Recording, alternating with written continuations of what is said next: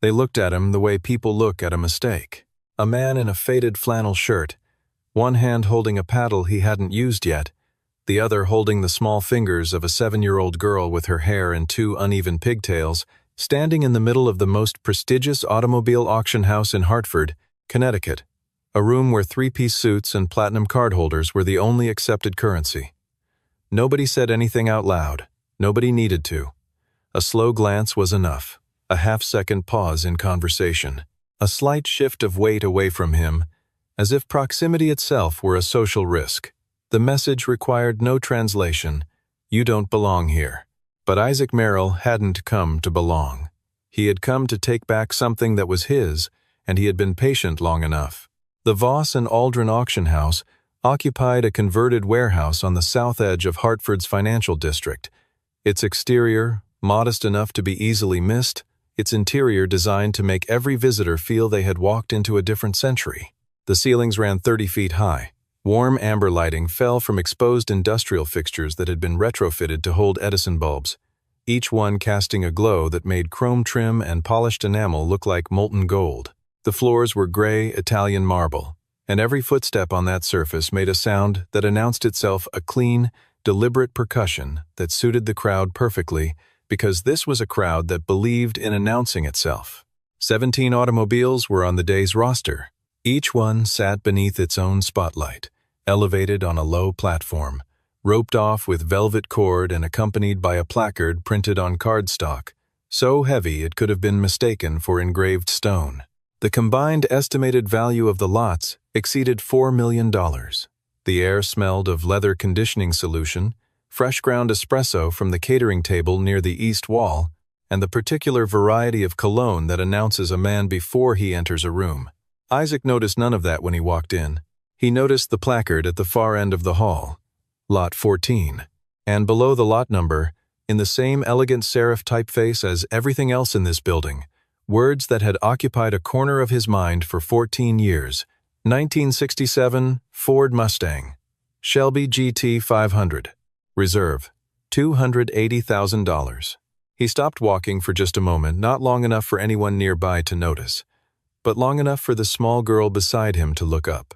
Grace Merrill was 7 years old, gap-toothed, and carrying a stuffed rabbit named Pepper that had been repaired with mismatched thread in 4 separate places. She wore a navy dress with white buttons, and her left sneaker was tied with a double knot, while her right was tied in a standard bow because her father had not noticed the discrepancy before they left the house that morning.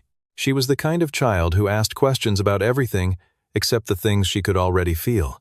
And she could feel, in the way that children sometimes can, that something about this moment mattered to her father in a way that most moments did not. "Dad," she said, looking where he was looking, "is that it?" Isaac crouched down to her height. "Not yet," he said, "but it will be." She nodded as though this were a reasonable answer, and tucked Pepper more firmly under her arm. The registration desk was staffed by a young man named Jason Whitfield, whose title was Senior Auction Associate and whose gray vest, coordinating pocket square, and gold lapel pin suggested a man who had thought carefully about how he wished to be perceived. He had the practiced pleasantness of someone trained to make every guest feel welcomed while simultaneously conducting a rapid and invisible assessment of their worthiness. Jason looked at Isaac, then at Grace, then at Isaac's flannel shirt, his Casio watch with the black plastic strap, his brown leather shoes that were clean but clearly not new. The assessment lasted less than 2 seconds. "Good morning," Jason said, in the smooth, equidistant tone of a man who has been trained to keep his real thoughts behind his teeth. "Will you be observing today, or are you planning to participate in the auction?" He gave the word observing a weight that made it sound like the more dignified option. Isaac slid the pre-completed registration form across the counter without a word. Jason glanced at the form, at the credit information filled in with unhurried confidence, and reached beneath the counter for a paddle. He extended it with both hands and a thin, professional smile. Paddle 47. It was the kind of smile that said, "By all means, try." Isaac took it, thanked him, and walked with Grace toward the display floor.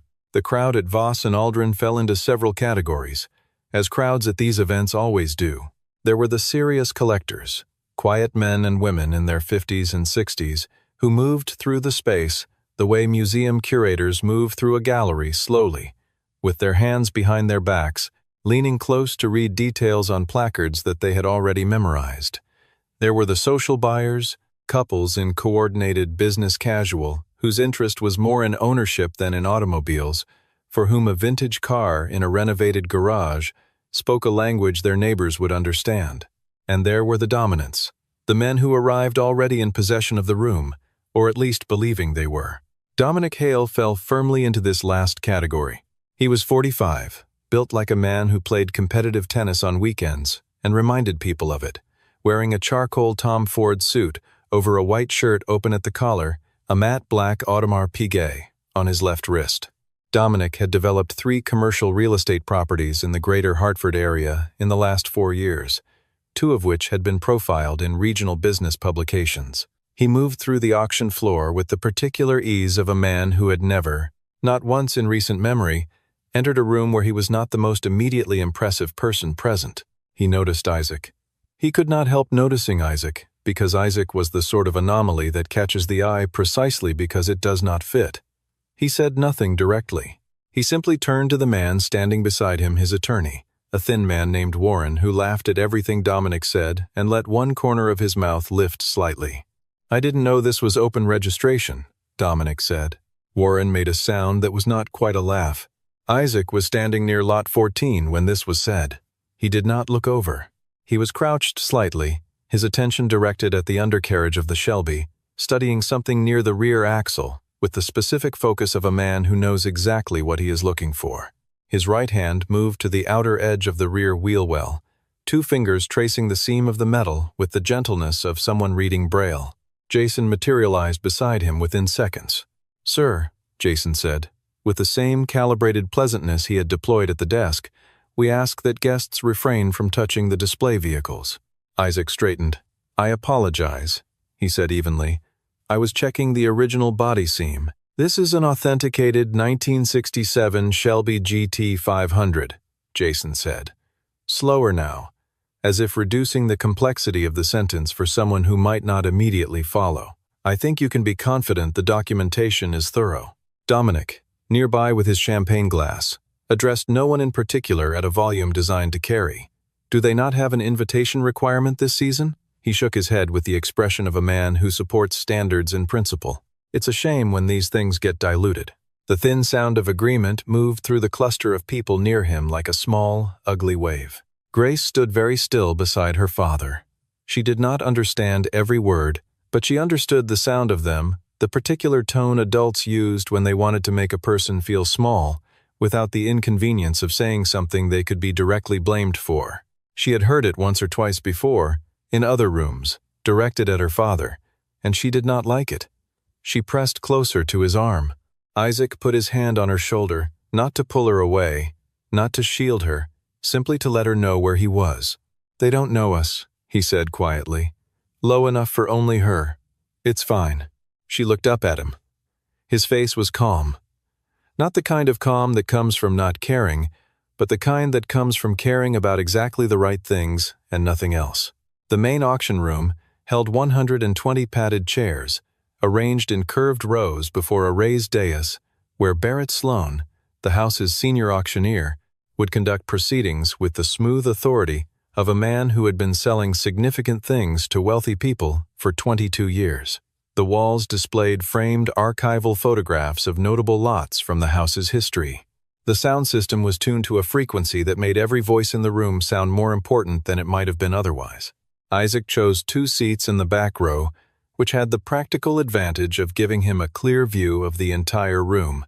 Grace settled beside him, pulled a small, worn notebook from the pocket of her dress, and began drawing. She was working on a series of illustrated pages about Pepper the Rabbit and his various adventures, a project she had been adding to for several months. She drew with the same focused concentration her father brought to his own work, and she asked no questions once she was settled.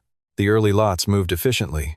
Barrett's voice rolled through the room like slow water, unhurried and authoritative, placing context around each vehicle before the bidding opened.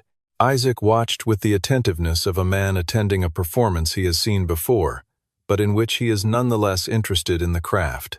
At Lot 3, a 1964 Aston Martin DB5 in British Racing Green, Barrett described the engine as a 3.7-liter twin-cam unit. Isaac's jaw tightened almost imperceptibly. The engine in a DB5 was 4.0 liters, not 3.7. The error was the kind that only mattered if you knew the car, and Isaac knew the car. He said nothing. He had not come here for Lot 3. Lot 5 was a 1961 Jaguar E-Type Series 1 with a 2+2 coachwork configuration. The paddling opened at 90,000 and climbed to 168,000 in under 4 minutes, driven up by a bidder from the second row who was pushing with the confidence of a man who has decided he wants something. What the bidder apparently did not know, and what was not stated in Barrett's description, was that the body panels on this particular example had been professionally respray finished sometime in the previous decade, a fact visible in the slight texture variation along the driver's door shut line, if you knew to look for it. The original buyer would be paying well over market rate. Isaac watched this play out. He made no move to intervene. Near the wall to the left, Eleanor Voss stood with her arms folded lightly, observing the room with the calm efficiency of someone who has conducted this analysis hundreds of times. She was 42, the co-founding partner of Voss and Aldrin, and she had learned to read auction rooms the way weather readers read skies, by accumulation of small signals rather than any single dramatic indicator. She had noticed the man in the flannel shirt when he walked in. She noticed most things, and this was more interesting than most. When he shook his head almost imperceptibly at Lot 5, she turned her attention toward him more fully. She saw paddle 47 resting across his knees. She saw the child drawing in a notebook beside him. She filed both observations carefully. Lot 8 passed, then 11, then 13. Grace had finished a 2-page spread featuring Pepper the rabbit negotiating passage across a large puddle via a series of stepping stones, each stone labeled with a number. She showed it to her father without speaking. Isaac looked at it, nodded once, and returned his attention to the front of the room. Grace took this as sufficient praise and turned to a fresh page. Then Barrett's voice changed. It was subtle, a slight drop in tempo, a small deepening of register the way a conductor shifts just before the main theme arrives. The screen at the front of the room shifted from the previous lot's documentation to a single wide-angle photograph. Highland green, matte deep, the color of Old Forest and Old Money at the same time. Chrome trim, white rally stripes running from hood to trunk in 2 parallel lines. A roofline that sat low and purposeful, suggesting not elegance but intention. Lot 14, Barrett said. 1967. Ford Mustang Shelby GT 500. Original VIN confirmed. 428 Police Interceptor engine block. Factory original, matching numbers. Highland green exterior, factory color, no respray recorded in the vehicle history. One of 187 surviving examples in this configuration with confirmed provenance documentation. Reserve price, $280,000. The room was quiet in a different way than it had been for the earlier lots. Even the people who had been half attending carrying on murmured side conversations, checking their phones under the edge of the table had stopped. There was something about this particular machine that communicated itself without requiring explanation. Even those who knew nothing about muscle cars from the 1960s recognized that this was a different category of object. Isaac did not move, but somewhere behind his composed expression, behind the stillness he had trained himself to maintain in rooms that wanted him to be nervous, a door opened, and through it came Salem, Massachusetts, in late November. And the smell of engine oil and cold concrete, and his father's hands. Thomas Merrill had been a mechanic since the age of 17, the son of a mechanic, with no formal education beyond a trade certification and an understanding of internal combustion engines that bordered on the intuitive. He had purchased the Shelby in the spring of 1989 from a neighbor who was moving south and didn't want the complication of transporting it, paid $4,200 for it, money he had been setting aside in a coffee can under the workbench for almost 3 years. He called it the car that listened, because he said it was the only thing in his life that never argued back, and working on it, opening the hood, getting his hands into the mechanical truth of it, had a way of settling whatever in his mind, refused to settle otherwise. Isaac had grown up beside that car, the way some children grow up beside rivers or forests. It was simply part of the geography of his childhood, a fixed point around which other things were measured. By the time he was 12, he could identify every component beneath that hood by feel alone. By the time he was 16, he could hear a timing issue in the exhaust note the way a musician hears a note slightly off pitch. His father taught him not with formal lessons but with the natural transmission of a man who loves something and wants his son to love it too. Thomas Merrill died on the 7th of March, in the year Isaac turned 22, from a cardiac event that had been building undetected for years behind the day-to-day business of a man too busy and too proud to attend a doctor he couldn't afford. The hospital bills arrived afterward, stacked and methodical, and the house was liquidated to cover them. The Shelby went into the estate sale on a Tuesday afternoon. Isaac stood in the garage doorway and watched the man who bought it back out slowly onto the street, and then watched it turn the corner and disappear. And he did not call it back because there was nothing left to call it back with. That had been 14 years ago. Isaac had spent considerable portions of those years, whenever his work allowed him the margin of time and attention, tracing the car through title transfers and auction records, and the network of specialists who maintained informal knowledge of significant surviving examples of American muscle. He had come close twice. A sale in Memphis, 3 years prior, which he arrived at 6 hours too late.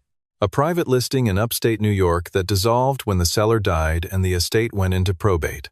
Both times, he had absorbed the disappointment with the same composure he brought to everything, and gone back to the search. He had come close again, 4 months ago, when a contact forwarded him a listing through the Voss and Aldrin announcement mailing. He had read it once, put his phone down on the kitchen table, and sat in the quiet of his house for a few minutes before Grace came in and asked him if he was hungry. He told her yes, and he put the date in his calendar. Now the date was today, and the car was 30 feet in front of him, under a spotlight, exactly as it had been in his father's garage on 100 different evenings, when the overhead bulb cast the same long shadows across the same Highland green hood. Grace looked up from her notebook. She watched her father look at the screen. She didn't know the story, not the whole of it. She was 7, but she knew the edges of it, the way children know the outline of the important things their parents carry. She reached over and put her small hand on his arm, not saying anything, just registering that she was there. Across the room, Dominic Hale was already engaged in a whispered conversation with Warren, gesturing toward the screen with his champagne glass. "I want this one for the Westport house," he said, at a volume calibrated for Warren but not exclusive to him. In the garage, under the good lighting, it'd be unbelievable. He considered the screen for another moment. "This is what I came for." Barrett opened bidding at $180,000. 3 paddles lifted. The room contracted, the way it always does when something real begins. In under 90 seconds, the bidding crossed $260,000, then $280,000, and the reserve was cleared, and there was a small stir in the room as the boundary between preliminary and serious collapsed. 2 of the 3 early bidders fell away. One man from Boston, attending via a paddle registered to a collection he managed for a private client, pushed back in when the number reached $295. Dominic matched him. The Boston bidder moved to $325. Dominic raised his paddle. $355,000. The room breathed again. Barrett acknowledged the bid with a nod and looked out over the assembled rows. Isaac still had not moved. Grace had put her notebook away. She was watching the front of the room with the careful attention she usually reserved for things she was trying to understand. Pepper the rabbit sat in her lap. The Boston bidder considered his client's ceiling and lowered his paddle at $340,000. The room looked at Dominic with the particular expectation they reserve for a man who has clearly already decided. "Do we have any further interest?"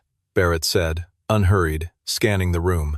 From the back row, without urgency, paddle 47 rose. It was not a dramatic gesture. It did not call attention to itself. It was simply the act of a man raising a flat piece of numbered plastic at the appropriate moment, which was exactly what paddles at auctions were designed for. $360,000, Barrett said. "New bidder, paddle 47. Dominic turned his head. He looked at Isaac. The flannel shirt, the Casio watch, the child beside him with the stuffed rabbit. He processed this information against the number that had just been placed, and he arrived, quickly and with what felt like solid logic, at a conclusion. This was a gesture, not a bid, an overextension, the kind of thing that sometimes happened when someone became emotionally engaged with an object they had no realistic expectation of actually acquiring. He allowed himself half a smile. 375,000, he said, and raised paddle 12 with the ease of a man swatting a fly. There was a small sound from somewhere in the room. Not laughter exactly, but the social cousin of laughter, the noise people make when they believe they have correctly interpreted a situation and wish to register that interpretation without committing to it fully. Jason Whitfield, stationed near the wall, shifted his weight. His eyes moved from Dominic to paddle 47 and back, calculating. 390,000, said paddle 47. The small sound stopped. Jason crossed the room in measured strides and crouched beside Isaac with the practiced discretion of someone trained to deliver difficult information without public spectacle. "Sir," he said, at a volume that was not quite a whisper, but nearly so, "I want to make sure you're aware that all bids are legally binding and payment is required within 24 hours of the close of the auction. Our team would need to verify your financial instrument before—" "Thank you," Isaac said. He said it without hostility and without warmth. He said it the way a man says thank you when the words have no further meaning beyond the social transaction they are completing. Jason straightened. He went back to his position by the wall. His ears were slightly red. Barrett looked between the two active paddles with the practiced neutrality of a man who has witnessed every variety of auction drama and finds them all equally interesting. "We have 390,000 with paddle 47. Dominic, he caught himself and corrected to the professional form, "We have 390,000. The room is open." Dominic raised his paddle. 400,000. A beat. 425,000, said paddle 47. The room shifted its orientation the way a compass needle shifts. There were now considerably more eyes on the back row than there had been 30 seconds ago. Dominic's half-smile had resolved itself into something that was no longer entirely comfortable with being called a smile.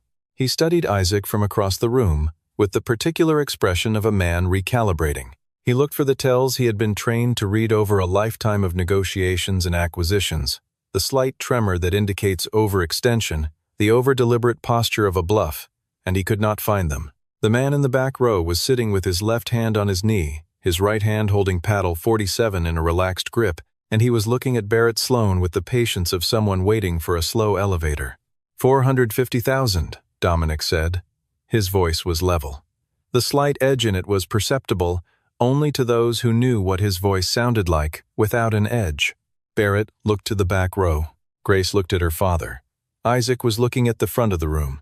The overhead lights caught the line of his jaw, the slight set of his shoulders, the quality of stillness that some people are born with and others spend entire lifetimes unsuccessfully attempting to acquire. He raised paddle 47.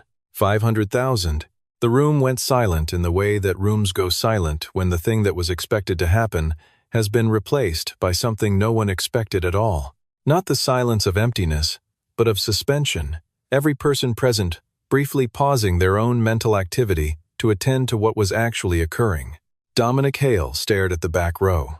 Warren said nothing, which was the first time he had said nothing in approximately 45 minutes.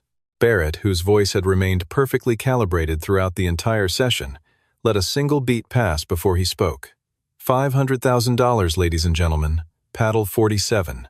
Jason Whitfield, from his position near the wall, had taken out his phone. He was looking at the screen with an expression no longer made of professional pleasantness. Dominic raised his paddle.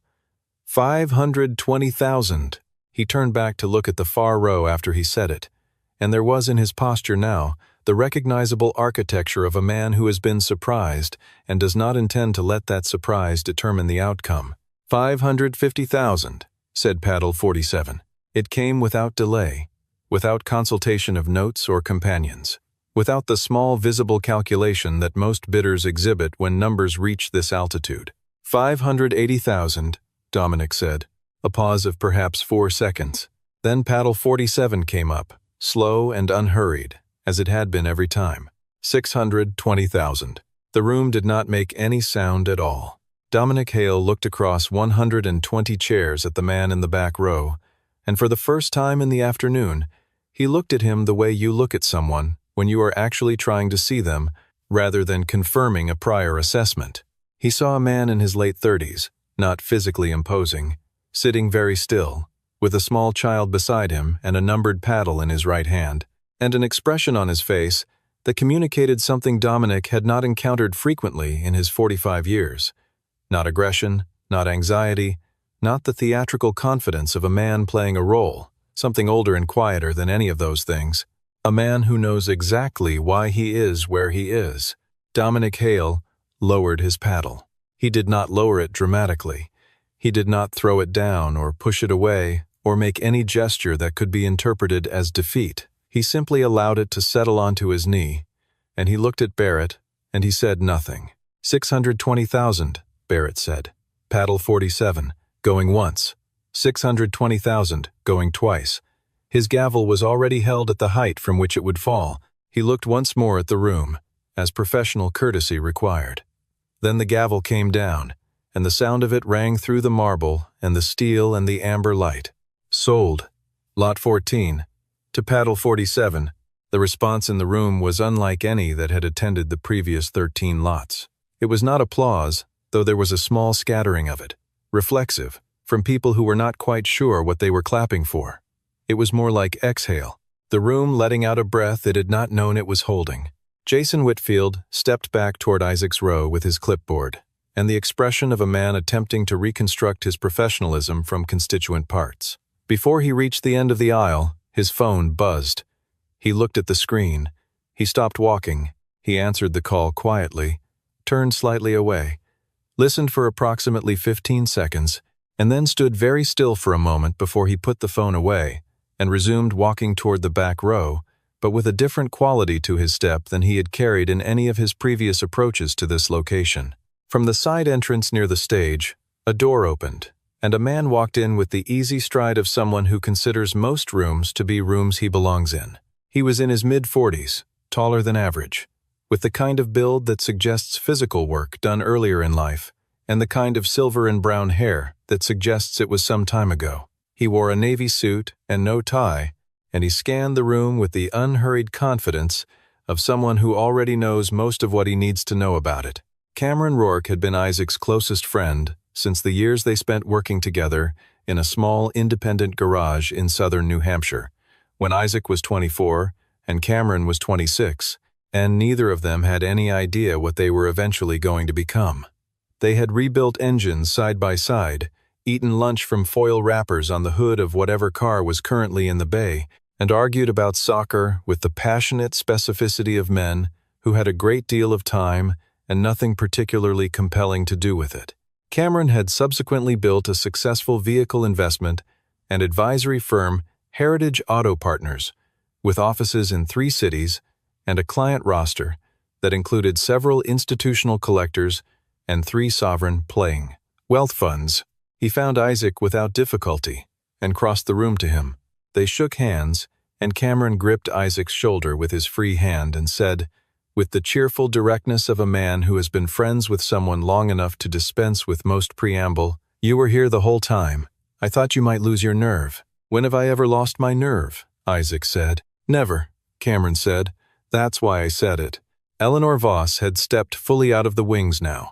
She was an attractive woman in a composed and efficient way, with close-cropped dark hair and the kind of posture that requires no effort because it has been structural for years. She crossed the room toward Isaac without hurry, extended her hand, and said his name before he offered it. "Isaac Merrill," she said. "I'm Eleanor Voss." He shook her hand. "I'm sorry for any disruption." "On the contrary," she said. "This is the most interesting lot 14 we've had in 3 years." Jason Whitfield arrived at this moment, with his clipboard lowered to his side. He addressed Isaac, and his voice had the texture of a man who is attempting something that does not come naturally to him. "Miss Merrill, I owe you an apology for the interactions earlier today. That was not the standard of service our house is meant to provide." I know how to complete the paperwork," Isaac said simply. "Thank you." Jason nodded once and stepped back. Dominic Hale had not left. He had remained near the front of the room through the initial post-auction shuffling, his champagne glass still in hand, the contents warm by now. He came forward when the cluster around Isaac thinned slightly, because Dominic Hale was, if nothing else, a man who felt the need to close things rather than allow them to close themselves. "Good bid," he said to Isaac, deploying the tone of someone delivering a professional assessment. Isaac looked at him. Dominic continued, "I would have done more research going in. Next time." Isaac's expression did not change. Grace had begun to fall asleep against his arm, Pepper loosening slightly in her grip. He adjusted his arm to accommodate her weight before he answered. "That car doesn't belong in Westport," he said. "Not with animosity, not with satisfaction, with the straightforward certainty of a man offering a correct observation. It needs someone who knows how to listen to it." He turned away. Dominic Hale stood with his warm champagne and nothing further to say. Cameron settled beside Eleanor near the display, where the Shelby waited, patient and green and indifferent to everything that had just occurred around it. He told her what he knew of Isaac's history with the car, speaking easily and without embellishment, the way people speak about things that don't require inflation to be impressive. He mentioned the firm Isaac had built, Ironwood Restoration, which had acquired and rehabilitated 43 historically significant American automobiles over 9 years, before being purchased by a Japanese investment consortium in 2019 for a figure that Cameron named without dwelling on it. He mentioned that Isaac had served as a consulting appraiser for 3 major auction houses, one of which, he noted with a slight pause, had been Voss and Aldrin in 2017. Eleanor listened to all of this without interrupting. When Cameron finished, she said, "I know. I looked him up after Lot 3. She glanced toward the back of the room, where Isaac was settling the sleeping Grace across 2 seats while he spoke with the paperwork team. "I recognized the way he shook his head when Barrett got the Aston Martin wrong. You only make that face if you already know the answer." Cameron smiled. "He's always been like that. He knows 10 times more than he says. He was that way when we were 24 and barely getting by, and he's the same now." Eleanor looked at the Shelby for a moment. The Highland green caught the light in a way that made it look almost warm. "How long has he been looking for this car?" 14 years, Cameron said. Eleanor was quiet for a few seconds. "My father had a car like this. He sold it to pay for my first year at university." She paused. "I never looked for it." "You still have time," Cameron said. She considered this. Maybe. The paperwork took 40 minutes. Cameron managed most of it with the practiced efficiency of a man for whom this kind of transaction is routine. Isaac signed where indicated, spoke when spoken to, and spent the remainder of the time looking at the car from wherever he happened to be standing, the way you look at something you have imagined seeing for so long that the reality of it still requires confirmation. While Cameron handled the final documents, Isaac stepped away briefly and stood at the velvet rope, looking at the Shelby from arm's length. Grace was still dozing in the padded chair behind him, Pepper tucked against her side. The car sat in its spotlight, paint deep and still as a lake. He did not touch it again. He simply looked. Lot 14, 1967. His father's hands on this hood in the cold garage in Salem, the radio on low, the sound of a wrench settling into its proper position on a bolt that had not moved in years. The specific weight of a Saturday afternoon in November, when there was nowhere to be except exactly here, and no knowledge required except the knowledge already accumulated, and nothing more valuable in the entire world than the understanding of how something broken could be made whole again. His phone buzzed. He looked at it. A message from Eleanor Voss. "If you need a transport team that handles cars like this, we can arrange it. And if you're ever available, I'd be glad to hear the story of this car over coffee sometime." He read it. He looked at Grace, who was stirring slightly in the chair, Pepper dropping from her loosening grip. He typed back, "I'm available." He went to his daughter and lifted her gently from the chair, tucking Pepper back into the crook of her arm. She made a small noise and settled against his shoulder without waking fully. He picked up paddle 47 from the seat beside her, looked at it for a moment, and set it on the chair.